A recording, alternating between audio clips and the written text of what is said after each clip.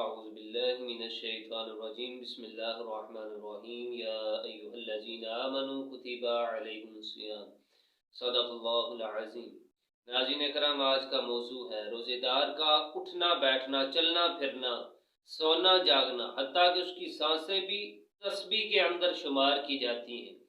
اور روزوں کی فرضیت نص قطعی سے یعنی قرآن مجید سے ثابت ہے۔ جو آیت کریمہ کا کچھ حصہ تلاوت کیا اس سے یہ ثابت ہے۔ ناظرین اکرام، خوش قسمت ہیں وہ لوگ جن کی زندگی میں ماہ سیام آیا اور وہ اس ماہ کے اندر روزے رکھ کر عبادات کر کے وہ اللہ تعالیٰ کی خوشنودی حاصل کر لیتے ہیں۔ رسول اللہ صلی اللہ تعالی علیہ وآلہ وسلم نے ارشاد فرمایا کہ ماہ رمضان میں جب بندہ مومن بیدار ہوتا ہے تو فرشتہ اس سے کہتا ہے اٹھ، اللہ تعالیٰ تجھ پر رحم فرمائے۔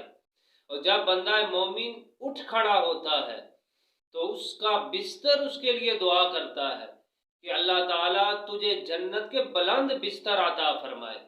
اور جب وہ شخص کپڑے پہنتا ہے تو کپڑے اس کے لیے دعا کرتے ہیں کہ اللہ تعالیٰ تجھے جنت کے جوڑے عطا فرمائے۔ اور جب وہ جوتا پہنتا ہے تو جوتا اس کے لیے دعا کرتا ہے کہ اے اللہ اس کے قدم پل صراط پر ثابت رکھنا۔ اور جب وہ برتن لیتا ہے برتن اس کے لیے دعا کرتا ہے کہ اللہ تعالیٰ تجھے جنت کے آب خورے عطا فرمائے۔ جب وضو کرتا ہے تو پانی اس کے لیے دعا کرتا ہے کہ اللہ تعالیٰ تجھے گناہوں سے پاک اور صاف کر دے۔ اور جب نماز پڑھنے کے لیے بیت اللہ کی طرف منہ کر کے کھڑا ہوتا ہے تو بیت اللہ اس کے لیے دعا کرتا ہے کہ اللہ تعالیٰ تیری قبر کو روشن کر دے، تیری راحت کو کشادہ کر دے۔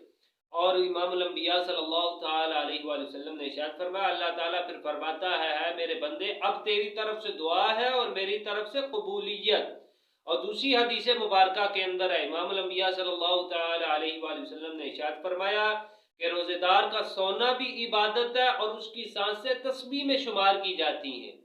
اور حضور نے فرمایا کہ جو بندہ ماہ رمضان میں نیک عمل کرتا ہے اللہ تعالیٰ اس کے اجر کو بھی بڑھا دیتا ہے۔